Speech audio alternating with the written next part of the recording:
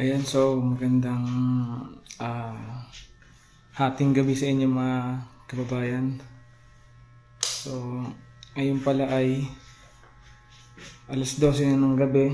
So, ihahatid ko ng aking anak sa airport, sa Terminal 3. Magpapahatid kasi siya sa akin dahil nga pupunta sila ng Hong Kong kasama si Jason at saka si JR. So, baba lang tayo. Ayan. Walang kapagaran talaga tong anak ko na to sa biyahe, no? Kakauwi lang ng Davao ng nakaraang araw, tapos biyahe na naman siya papuntang Hong Kong. Grabe talaga tong anak ko na to. Halos walang kapagaran sa kaka-travel.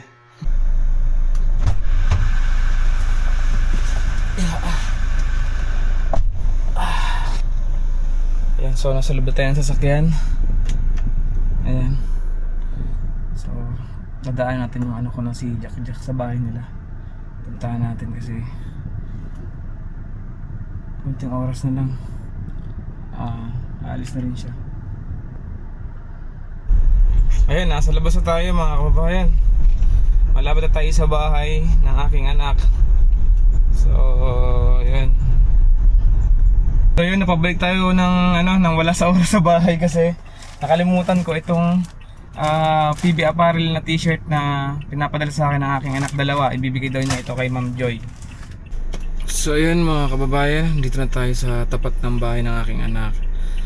Antayin ko na lang siya lumabas kasi nag-chat siya sa akin. Alis daw kami ng mga 12:30. So ano na lang, 2 minuto na lang, 12:30 na. Antayin ko lang na siya lumabas.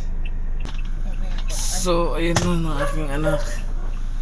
Anak, nandyan yung damit. Yan, 2. Thank you.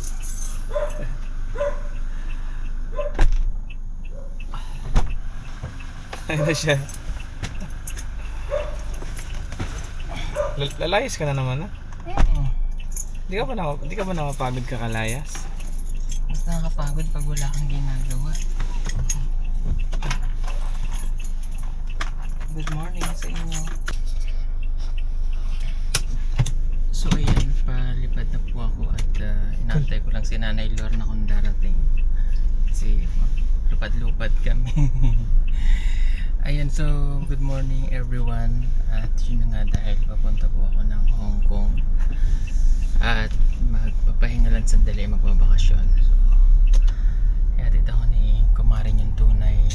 Ay naku, gagala na naman ang anak nakin. Ayan. Ang anak kong walang kapaguran. Ganda ng camera mo ah. Siyempre naman. Ang ganda nito. Nakatutok sa akin yun. Siyempre, sino ba maganda sa ating dalawa? Diba? So ayan, good morning. Ang aga natin. So ngayon po ay alas 1 AM. So weekend kasi ngayon, so malamang maraming mga palis. So para iwas tayo sa haba ng pila. Ang flight po namin ay boarding time mga 4:30. Kailan daw ang balik mo, sabi niya. Ay, hindi na ako babalik. Ayun lang. Yung ano Hindi muna na pala babalik ang aking anak. Nakaka-stress. Hindi na muna ako babalik. Papahinga muna ako ng mga 3 months. 3 months muna ako mawawala. Hindi mo mas magpapahinga na. Tagal naman yan. At nila ako ng mga November. Grabe, tinan mo naman yung moist, no? Grabe, nakakatakot yung moist. Foggy. So ayun, bakasyon po muna ako. Ayoko munang bumalik ng Davao. Na-stress ako kay Ninita. Hindi lang kay Ninita, madami pa. Mga, alam mo na, mga bata, kailangan bukas na yung ano niya, pamalay. Oh, ba't wala ka dun? Basta ayoko makita kasi. Kasi ginawa mo na yung best.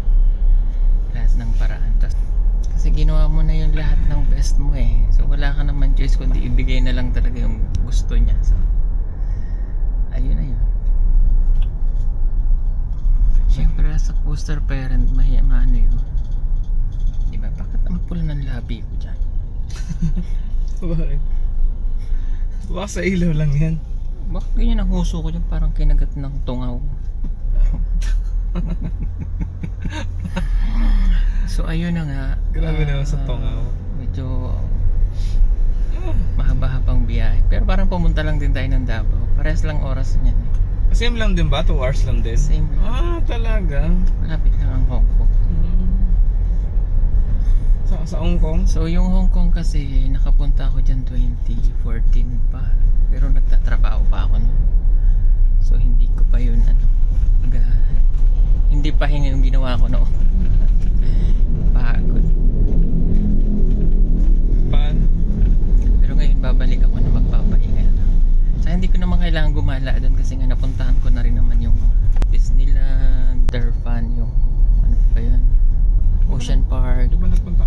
Nagtanong nga sila kasi kung kasama daw ba tayo sa Hong Kong, kasama daw tayo sa Hong Kong. Sabi ko hindi kami magkasama. Hindi dito umulan. Ito yung lakas ng ulan. Ano? Tingnan mo. Tuyo ang kalsada. Tuyo ba? Ano? Tanawa. Terminal 3 ka ba? Oo. Oo, Terminal 3 ka. Terminal 3 tayo, budget lang tayo. Budget ticket tayo. Importante makarating. Hindi mahal kasi pagpal. Sino nga pala yung doon, yung inimit mo pala doon sa Sila Ate Joy. Sponsor. Yan yung sponsor ni Nita. Si Ate Joy. Siya ba yun? Siyempre may pasalubong kay Ate Joy.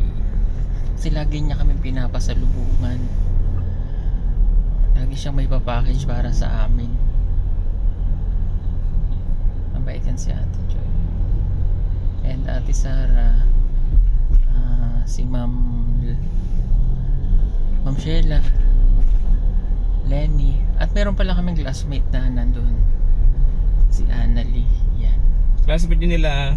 JR nung high school, nandun siya. Ano ba, direct na lang ba tayo doon sa ano or ano, magpapalipas pa tayo ng ano, ilang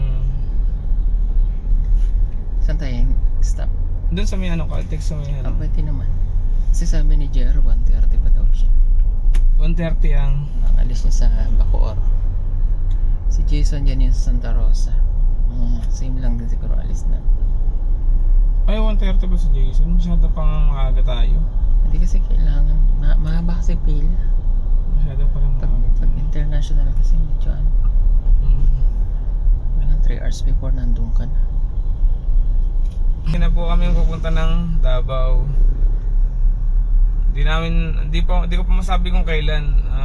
Siguro second week or first week ng August. Paano ulit yung August? August.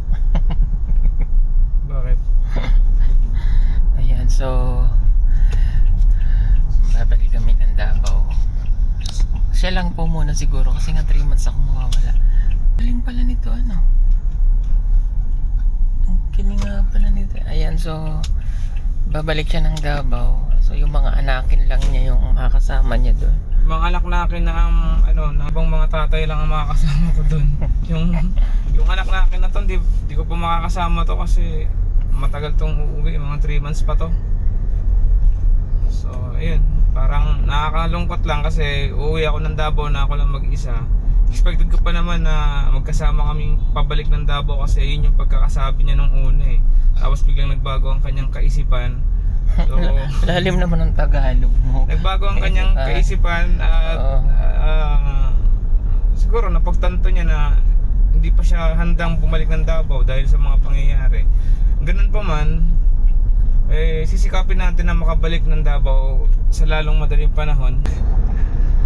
Itong anak ko na to si Jack, halos walang kapaguran tong taon to, grabe.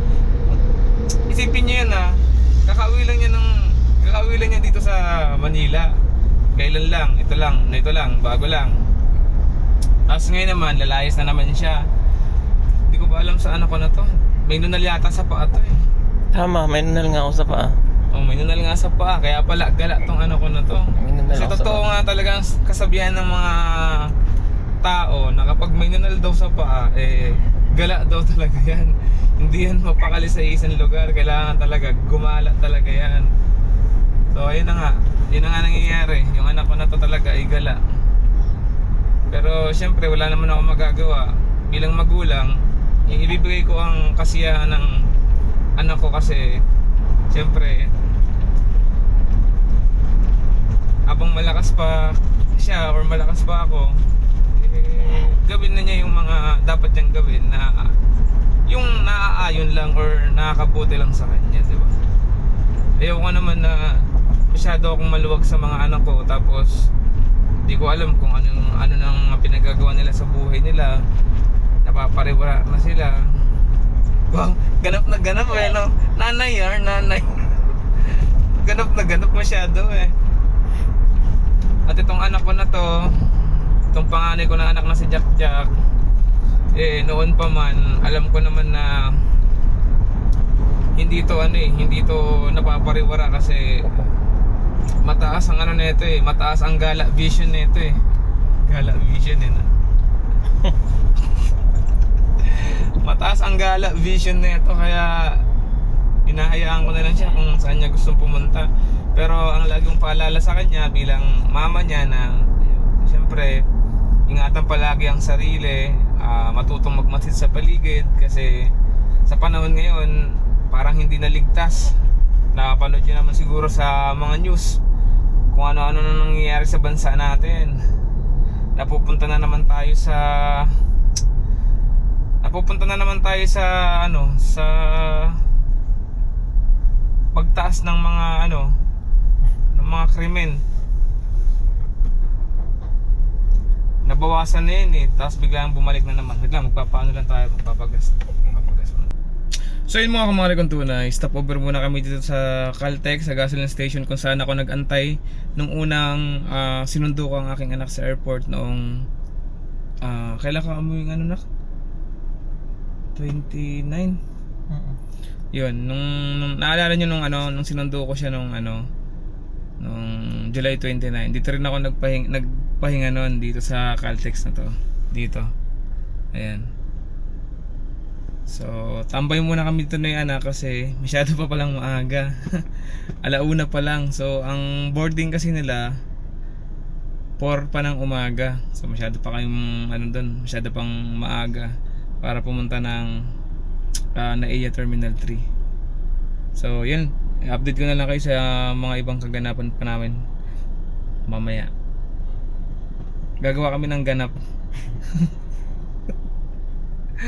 Anong ganap ang gagawin mo, anak? Hindi mo pa na-miss yung mga kapatid mo sa Davao? Ba't ko naman sila mamimiss? Hala. Malalaki na sila. Hala, grabe ka na, anak. Marami naman sila doon. Nagiging salbahe ka na sa mga kapatid mo. Marami sila doon. Tsaka, iwalay din naman kami ng bahay. Hindi mo sila namimiss? Hindi rin naman nila ako namimiss. Namimiss ka nga nila. So it's atay. Nag-chat nga sa akin yung kapatid mo. Sabi niya sa akin, Mamang, nasaan na ba si Ate Jack Jack? Sabi ko, wala, susunduin ko pa sa sa bahay nila. Hatid sundo ko to. Kahit na nag-aaral pa to, hatid sundo ko to eh. Oh, nag-aaral hatid sundo eh. Hindi kaya ako nag-aaral. Mas matanda. Masyado kaya ako magaling kaya hindi ako nag-aaral. Mas matanda pa nga ang edad sa akin ito, no? Tapos hatid sundo. Ano yun? Lokohan ba tayo dito? At saka mga kababayan, panoorin nyo yung bagong upload ko. Talagang alakak talaga kayo sa tawa doon. Panoorin nyo, promise. Matutuwa kayo doon kasi puro mga kalokohan yun. Puro mga comedy yung ginawa namin doon kasi mga kasama ko mga joker din kasi yun eh. Sabay sa kakulitan ko. But nakasimangot na naman ang anak nakin. Hindi naantok pa ako. Tulog ka kaya muna. Aga kasi yung Tulog ka muna. Gusto mo matulog ka muna dito?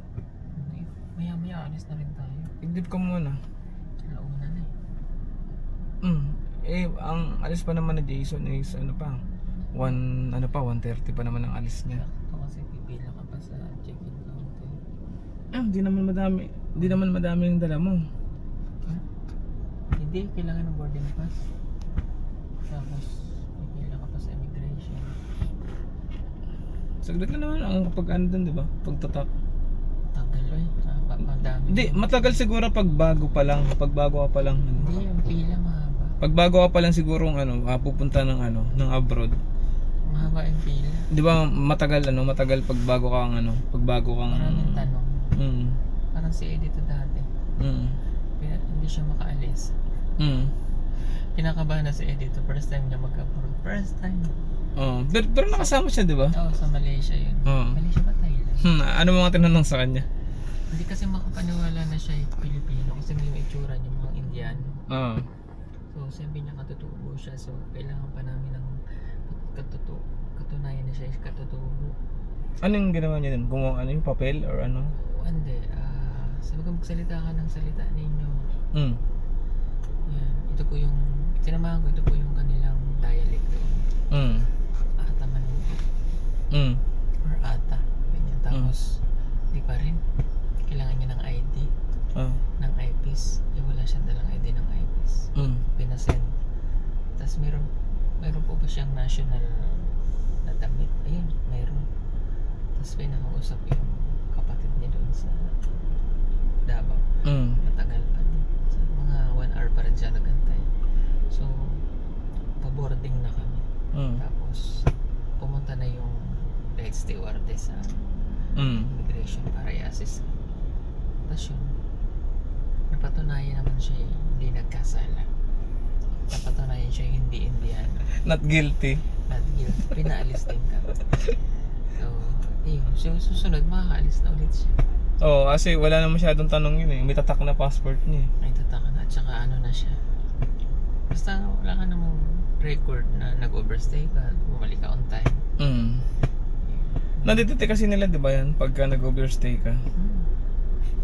No? Lalo na kapag lalo na kapag bago ka pa lang sa Bago ka pa lang sa pagpunta ng abroad. Ang dami kasi nilang niyan, ang daming Yung ewan ko, hindi naman rin yata ngayon uso yung mga na offload. Ang buhay lang. Depende rin siguro. Anyway. Alam niyo ba na yung passport ko ay naitapon ko sa basurahan during pandemic time. Buti ka mo, yung basura na yun, nasa warehouse, yung dati doon. Oo, alam ko yun. Doon napadala, kasi nasa karton din nila ko. Alam mo, natagpuan. Sa Milandayan pa yun ah. 6 Di ba sa Milandayan? Yung tsura niya, gurang-gurang na. Kasi natakpa na ganyan, naduminan siya. Hindi, pwede na palitan yan sa Oo nga, pero may mga tatak na kasi ito, hindi ko na pinapalitan. So, ayun, naging itsura niya gurani. Tapos, kasi nga na ano siya, tabo-tabo na ng mga papel ng mga solar na dagan-dagan na yung pala nandun kasi sa lagayan ng mercury yun. Oo, kaya nga. Tapos bumili kasi ako ng gamot. Doon ko na ilagay yung At yung passport ko na yan, kinuha ko siya during pandemic time. Gamit ko e-bike papuntang Alabang. Oo. Hindi, dalawa tayo nun do. Dalawa tayo nun Ay, oo, tama. Dalawa tayo nun, e-bike ginamit natin nun. Pumunta tayo ng di ba? Nag-e-bike tayong dalawa. Sabi ko, buti nga, kinaya yung charge ng e-bike natin. Tig-isa tayong Lapit e-bike lang nun. naman, Kaya nga. wala pang 100 kilometers. So, ayun. Tig-isa kaming tig-isa kaming e-bike. 2020 ko kinuha yung passport.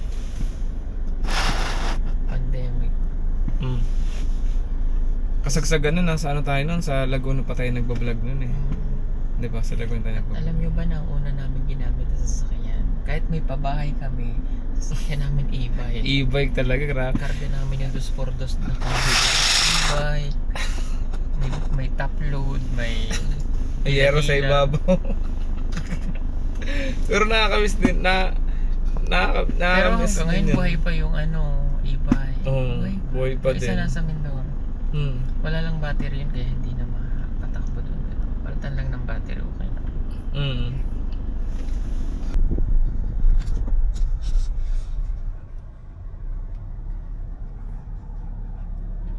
So ayan mga kababayan, andito na kami sa airport. Iiwanan ko ng aming mamang at ilang oras lang ay lilipad na ako maya maya. Huwag mong kalimutan mag-refill ng oil Meron ako dito lana para lilipad tayo. Nandiyan na si Nanay Lorna. Ayan mga kababayan, nandito na ako sa Terminal 3. Kaya ayan, taba ng pila. Hindi baka domestic lang yan. Domestic at halo na din yan. Domestic Alam mo naman ng mga tsaka Pinoy, pagpaalis ang kanilang mga mahal sa buhay, buong pamilya kasabay. Hawakan ko. Ayan, bye-bye. Bye-bye, anak. Bye-bye. Thank you so much. Alam niya.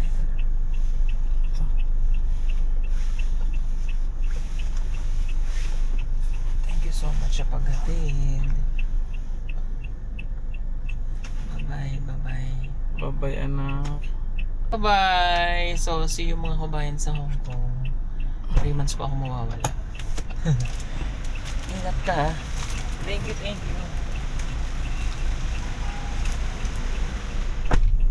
Ay na. Bye, anak. Bye-bye! See you as possible. Bye! Ingat! Thank you, thank you! So ayan mga kababayan, nahatid ko na po ang aking anak. Ngayon ay pauwi na tayo sa ating bahay. At matutulog na din. 1:38 na pala ang oras natin. 1:38. Ayan, Terminal 3. Ang ganda na sa Terminal 3, may bubong na. May bubong na dito. Dati wala pa yan bubong, ngayon meron na. Daming mga pasahero ngayon, no? Tingnan nyo. So yun mga kababayan, nakarating na ako ng bahay. Ayan, andun na ang aking anak sa airport. So, yun, papahinga na rin ako at medyo inaantok na. Dahil hindi pa ako nakakatulog. Alas 2:49 na po ng umaga. So yun lang mga kababayan.